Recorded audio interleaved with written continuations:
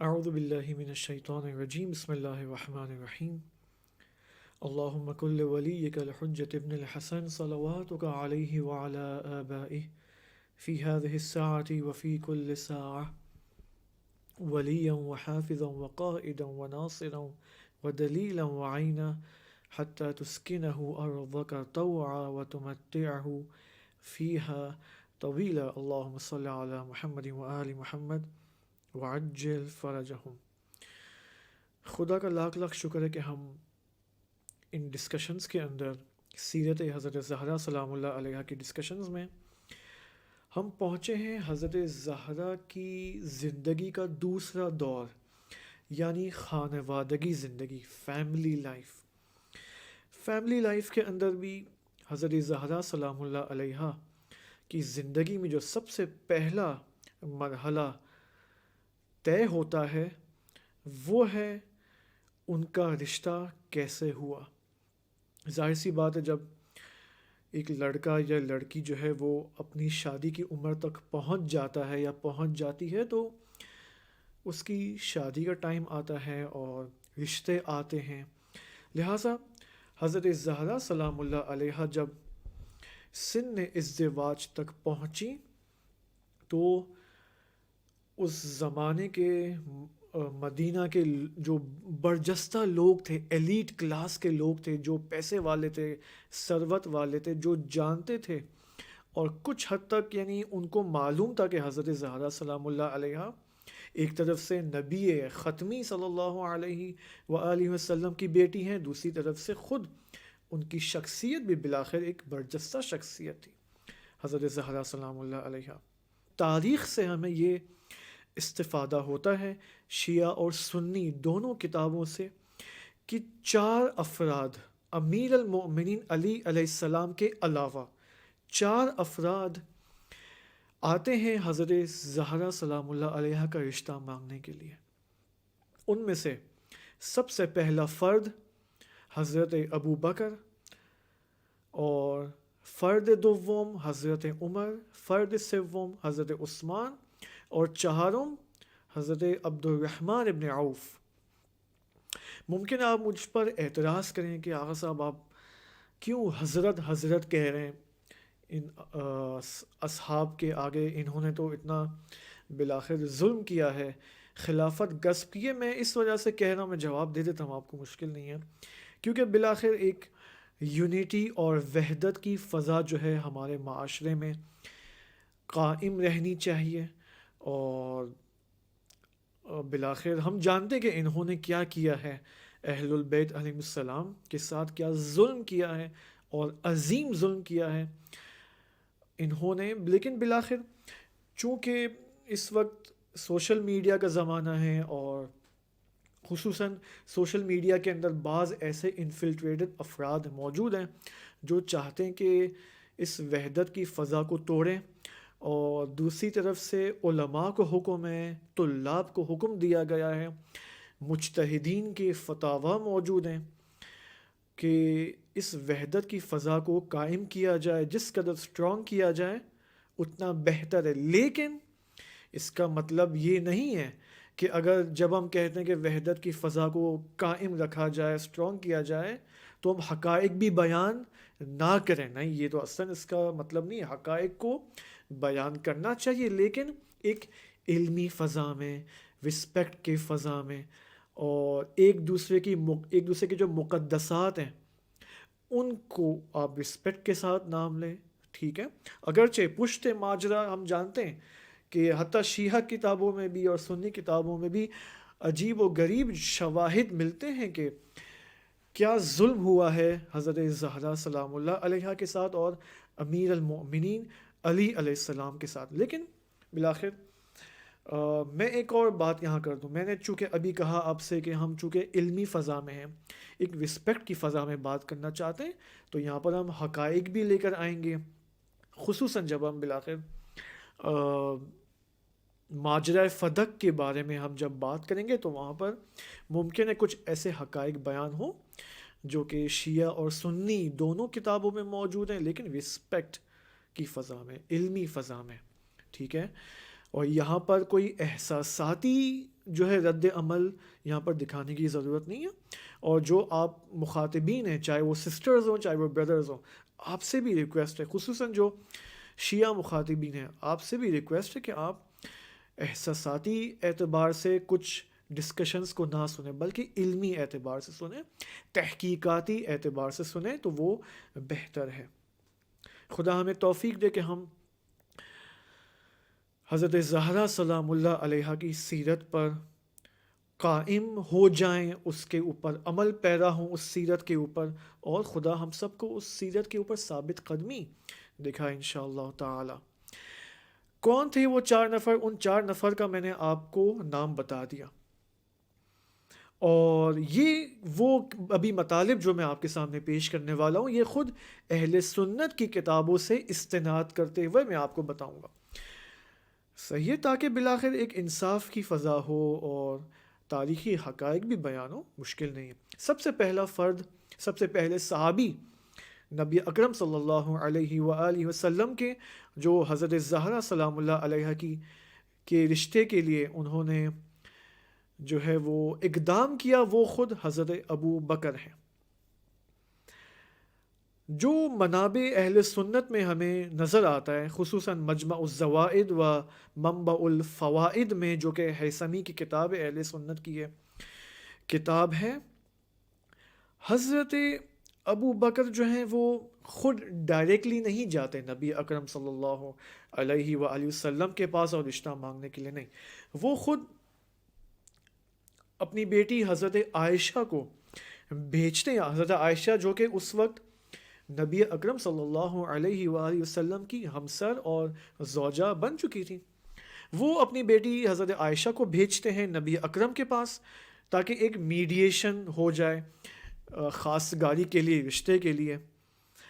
حضرت عائشہ نے جب اپنے والد سے یہ سنا کہ وہ چاہتے ہیں کہ بی بی فاطمہ سلام اللہ علیہ سے ازدواج کریں، تو وہ بہت خوشحال ہوئیں، اور پھر وہ گئی نبی اکرم صلی اللہ علیہ وآلہ وسلم کی خدمت میں گئیں اور اپنے والد ابو بکر کا پیغام پہنچایا. عبارت ہمارے پاس یہ ہے: فقالت یا رسول اللہ ان ابا بکر ذکر فاطمہ وامرنی ان اذکرها. حضرت عائشہ نے یہ کہا کہ ابو بکر نے اس میں فاطمہ کو یاد کیا ہے، فاطمہ کا نام لیا ہے، اور مجھے معمول کیا ہے کہ میں آپ کے پاس آؤں اور ان کا پیغام آپ کی خدمت میں پہنچاؤں رشتے کے لیے، منگنی کے لیے. نبی اکرم صلی اللہ علیہ وآلہ وسلم نے جواب دیا: قالا حتی ینزل القضاء. پیغمبر اکرم صلی اللہ علیہ وآلہ وسلم نے جواب دیا کہ یہ فیصلہ خدا کا فیصلہ ہے، یہ قضاء الہی سے مربوط ہے، حکم الہی اس کے بارے میں نازل ہونا باقی ہے کہ فاطمہ کا رشتہ کس سے ہونا ہے. تو یہ جواب حضرت عائشہ نے سنا اور پھر وہ واپس لوٹ آئیں اپنے والد کے پاس، حضرت ابو بکر کے پاس.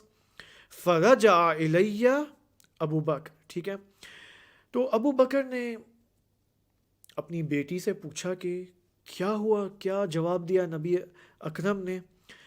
تو پھر حضرت عائشہ نے یہاں پر جواب دیا کہ اے کاش میں نہیں جاتی اس رشتے کے لیے تاکہ مجھے یہ جواب سننا پڑتا. یہ ہمیں حضرت ابو بکر کے بارے میں یہ تاریخی واقعہ ملتا ہے مجمع الزوائد و منبع الفوائد کے اندر. دوسرے فرد، دوسرے صحابی جو نبی اکرم صلی اللہ علیہ وآلہ وسلم کے پاس، بلکہ کے پاس نہیں آتے، ڈائریکٹلی نہیں آتے، وہ ہیں حضرت عمر. حضرت عمر نے اپنی بیٹی حفصہ کو، حفصہ خود نبی اکرم صلی اللہ علیہ وآلہ وسلم کی زوجہ تھی، اور حضرت عمر نے اپنی بیٹی حفصہ کو واسطہ قرار دیا دوبارہ یہاں پر، جس طرح حضرت ابو بکر نے حضرت عائشہ کو واسطہ قرار دیا. اور حفصہ گئیں وہاں پر نبی اکرم کے پاس، وہ میڈیشن کی اور واسطہ قرار پائیں، حضرت عمر کا پیغام پہنچایا، اور دوبارہ نبی اکرم صلی اللہ علیہ وآلہ وسلم نے وہی جواب دیا جو حضرت عائشہ کو جواب دیا حضرت ابو بکر کے لیے. اور پھر حفصہ نے بھی یہی جواب کہا کہ اے کاش میں نے یہ ایشو جو ہے نہیں اٹھایا ہوتا، میں نہیں گئی ہوتی نبی اکرم کے پاس یہ اس رشتے کے لیے. اب 3 سے 4 تقریباً 3 راوی یہاں پر میرے پاس ہیں جو کہ اہل سنت کے راویوں میں سے ہیں، جو کہ انس ابن مالک سب سے بڑے بہت برجستہ راوی ہیں اہل سنت کے، انہوں نے خود یہ واقعہ پورا نقل کیا ہے. اسی طرح بریدہ بھی ہیں اور دیگر راوی بھی ہیں یہاں پر اہل سنت کے. اسی طرح یہ جو پورا ماجرا ہے حضرت ابو بکر کا اور حضرت عمر کا رشتہ مانگنا حضرت فاطمہ کے لیے، یہ خود کتاب احقاق الحق میں، جو کہ شیعہ کتاب ہے آیت اللہ شوستری کی رحمۃ اللہ علیہ، کہ آیت اللہ اشی نجفی نے رحمۃ اللہ علیہ نے اس کتاب میں احقاق الحق میں اپنے حاشیے لکھے ہیں، اپنی نوٹس لکھی ہیں، فٹ نوٹس لکھی ہیں.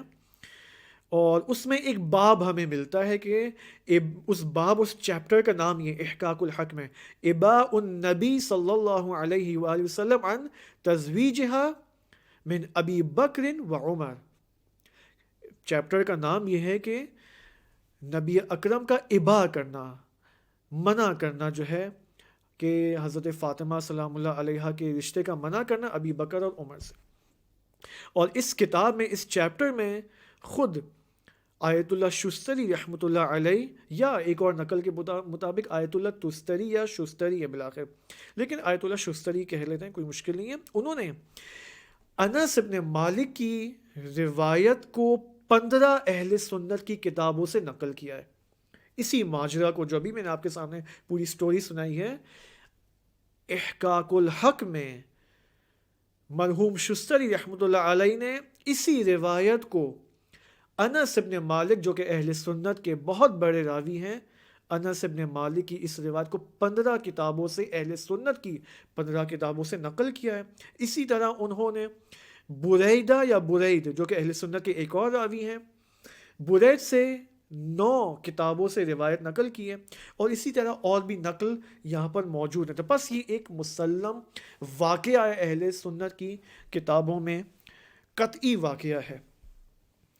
اب ہم غور کریں یہاں پر، میں انشاءاللہ ابھی کیا نام ہے اس حضرت عثمان اور عبد الرحمن ابن عوف کے بارے میں، اس سے پہلے ان کا واقعہ نقل کروں، میں یہاں پر ایک اور چیز آپ کو توجہ دلانا چاہتا ہوں. وہ یہ کہ نبی اکرم صلی اللہ علیہ وآلہ وسلم نے ان تمام خاصگاروں کی، یا جو رشتے مانگنے والے جو افراد تھے، کچھ تعبیریں استعمال کی نبی اکرم نے ان کے جواب میں. یعنی جب نبی اکرم منع کرنا چاہتے تھے، انکار کرنا چاہتے تھے، تو انہوں نے مختلف تعبیریں استعمال کی. پہلی تعبیر جو ہمیں روایات کے اندر ملتی ہے کہ مثلا فسکت عنہ، نبی اکرم نے کوئی جواب ہی نہیں دیا، نبی اکرم مثلا خاموش رہے. ایک اور تعبیر ہمیں ان کتابوں میں ملتی ہے، وہ یہ کہ اعرض عنہ، نبی اکرم نے اپنا منہ موڑ دیا. تعبیر سوم، تیسری تعبیر، نبی اکرم صلی اللہ علیہ وآلہ وسلم نے یہ جملہ فرمایا کہ ان امرہا الی اللہ، کہ فاطمہ کا یہ ایشو، فاطمہ کا یہ رشتہ خدا کے ہاتھ میں، میرے ہاتھ میں نہیں، یہ کہہ کر ان کو انکار کیا. تعبیر چہارم، چوتھی تعبیر،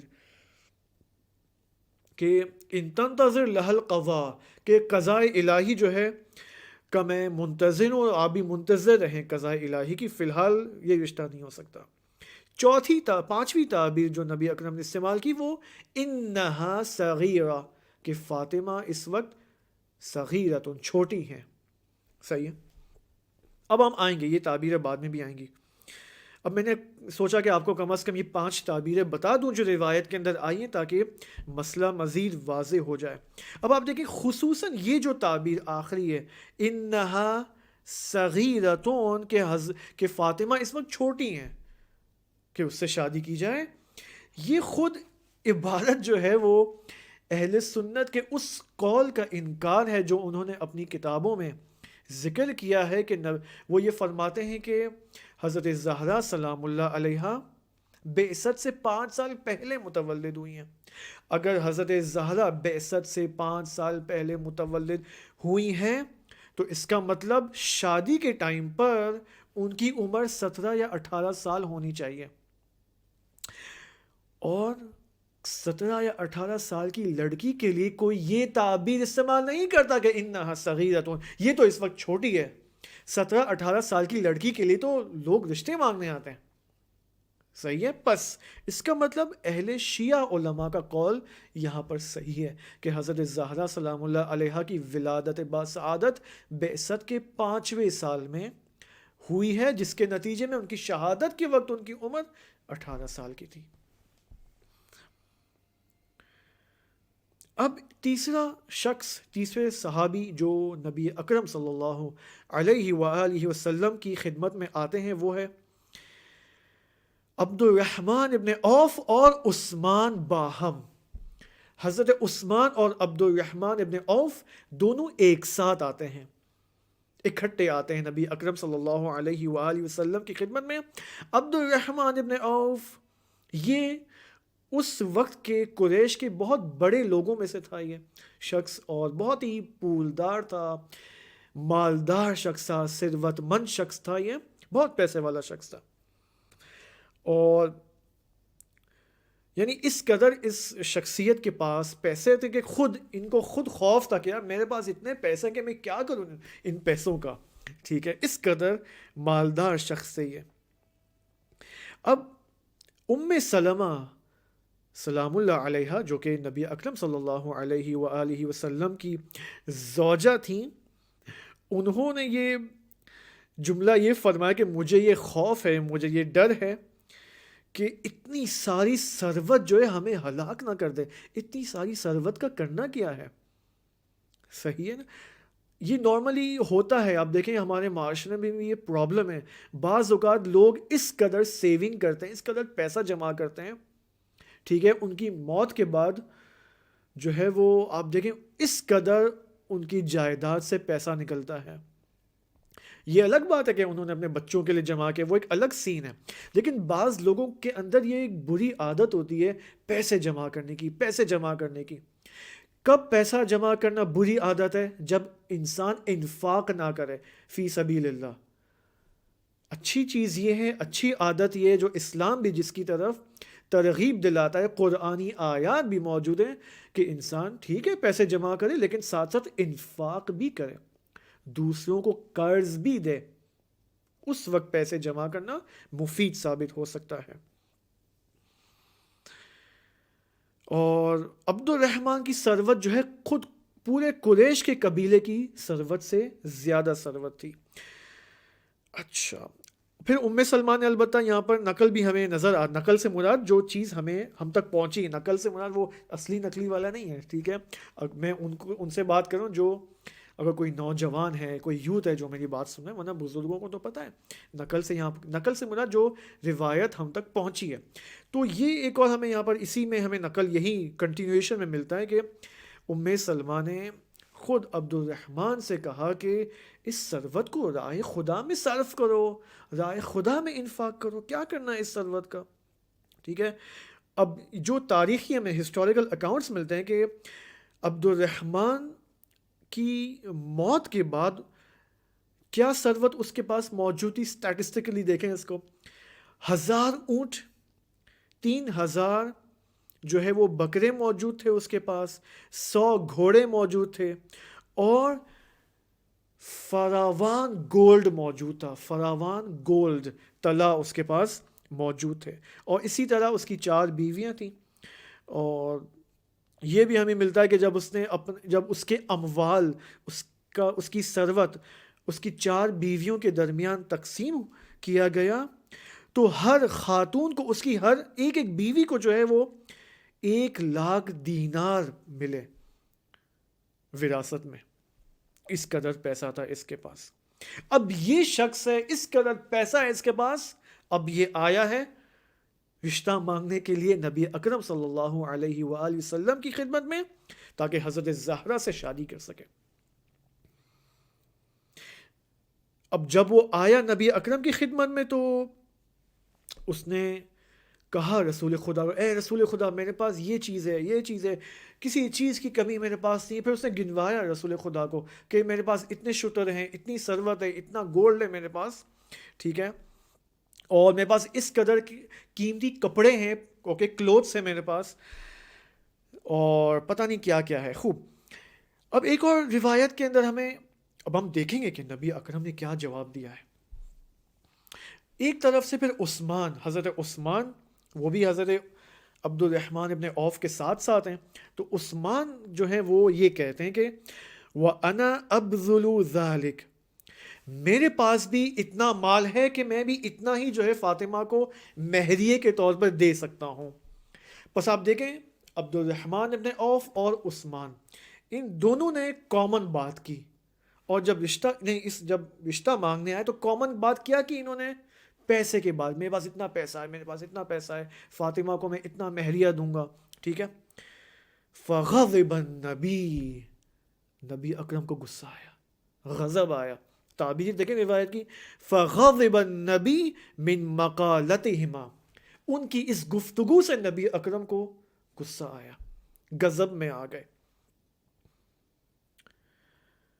نبی اکرم نے یہاں پر بھی کیا عجیب اقدام کیا۔ نبی اکرم صلی اللہ علیہ وآلہ وسلم نے مٹی اٹھائی، ٹھیک ہے، زمین سے کچھ ایک مشت مٹی اٹھائی اور عبد الرحمن کے چہرے پہ دے ماری۔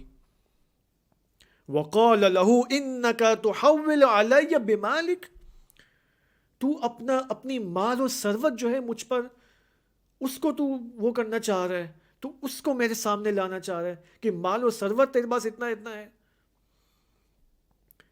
اب راوی کہتا ہے کہ جب نبی اکرم صلی اللہ علیہ وآلہ وسلم نے اس مٹی کو جو ہے پھینکا اس کے چہرے کے اوپر، تو یہ مٹی گولڈ میں تبدیل ہو گئی، سونے میں تبدیل ہو گئی۔ یعنی نبی اکرم نے یہ کہنا چاہا عبد الرحمن اور عثمان سے کہ ہم کوئی ثروت پرست لوگ نہیں ہیں، ہم پیسے کے پیچھے نہیں پڑے۔ یہ دنیا داروں کی زبان ہے کہ میرے پاس اتنا پیسہ ہے، اتنا پیسہ ہے، اتنا پیسہ ہے۔ عبد خدا کی یہ زبان نہیں ہوتی ہے، ورنہ میرے اندر یہ خدا نے قدرت دی ہے کہ میں جب مٹی پھینکوں تو یہ سونے میں تبدیل ہو جائے۔ اور راوی کہتا ہے یہی ہوا۔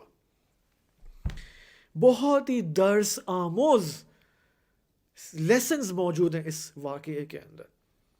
یہ جو رفتار تھا، یہ جو بیہیویئر تھا نبی اکرم صلی اللہ علیہ وآلہ وسلم کا، اس سے ہمیں یہ لیسن ملتا ہے کہ اصلاً شادی کے حوالے سے رشتہ مانگنے کے ٹائم پر مادی اور مٹیریلسٹک مسائل پیش نہیں کیے جانے چاہیے، مد نظر نہیں ہونی چاہیے۔ نہ صرف یہ کہ پیش نہیں کیے جانے چاہیے بلکہ مد نظر نہیں ہونا چاہیے ماں باپ کے۔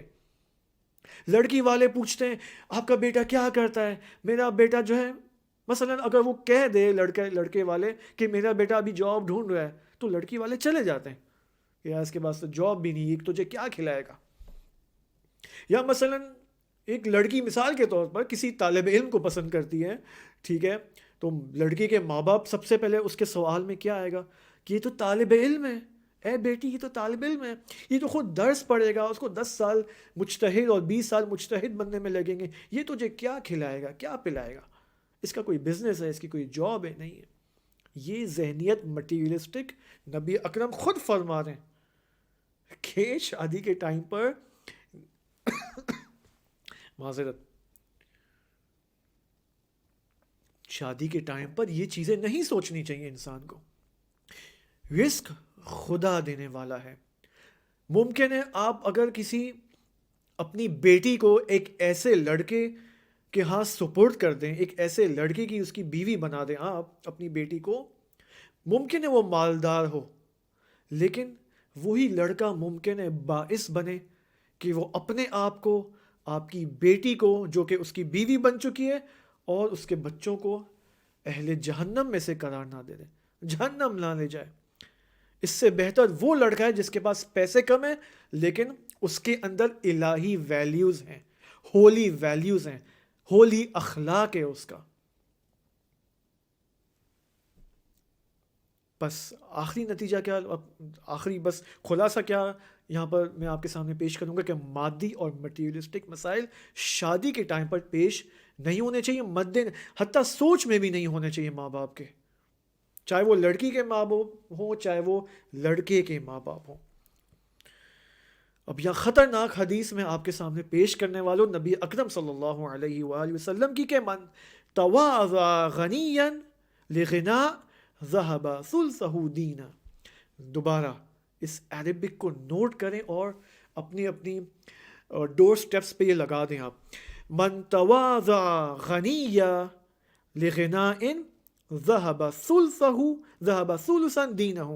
جو شخص ایک ثروت مند آدمی کو اس کی ثروت کی وجہ سے اس کے سامنے تواضع دکھاتا ہے، اس کے سامنے اس کے پیسوں کی وجہ سے جھکتا ہے، تو اس کا 2 ثلث دین، اس کے دین کا 3 حصہ جو ہے وہ چلا جاتا ہے۔ 2 ثلث حصہ، 2/3 آف دا حصہ آف دین اس کا برباد، نابود، ڈسٹرائڈ۔ اس سے بہتر اور وضاحت خود نبی اکرم بہتر نہیں ہے ان کی وضاحت مجھ سے۔ بس اس کا مطلب، البتہ یہ اب یہاں کوئی غلط نتیجہ نہ لے کہ اس کا مطلب پیسے جمع نہیں کرنا چاہیے، امیر نہیں بننا چاہیے، نہیں، یہ تو اصلا نبی اکرم نے یہ تو نہیں فرمایا۔ آپ پیسے جمع کریں، آپ امیر ترین انسان بن جائیں، بلینئر بن جائیں، آپ کوئی پرابلم نہیں ہے، لیکن بشرطہا و شروطہا، کون سی شروط، کون سی کنڈیشن جو اسلام نے سیٹ کی ہیں۔ آپ کو مالدار بننا ہے، مالدار بنیں، آپ 1000 بزنس کھولیں، کوئی پرابلم نہیں، لیکن ساتھ میں انفاق در راہ خدا بھی ہو، اپنے مال کے ذریعے جہاد کریں دین کی راہ میں۔ اسی طرح البتہ یہاں پر ایک اور حدیث بھی ہے کہ وہ میں نے کمپلیٹ نہیں لکھی ہے، ٹھیک ہے، وہ میں حدیث میں دیکھ لیتا ہوں ایک منٹ۔ من تزوج امرأۃ لمالها وکلہ اللہ الیہ۔ جو شخص ایک خاتون سے اس کے مال کی وجہ سے شادی کرتا ہے، جو لڑکا ایک لڑکی سے اس لڑکی کے مال کی وجہ سے شادی کرتا ہے، خدا اس لڑکے کو اس پیسے کے اس پیسے کی طرف ہی سپورٹ کر دے گا، یعنی یہ لڑکا جو ہے یہ پیسے کا ہی رہ جائے گا، اس لڑکی سے اس لڑکی کا نہیں ہوگا، صحیح ہے، وکلہ اللہ علیہ، خدا جو ہے وہ اس لڑکے کو اس لڑکی کے پیسے کی طرف ہی سپورٹ کر دے گا۔ بس آپ دیکھیں، پیسہ، ثروت جو ہے وہ اصل نہیں ہے، یہ چیز بنیاد نہیں ہونے چاہیے۔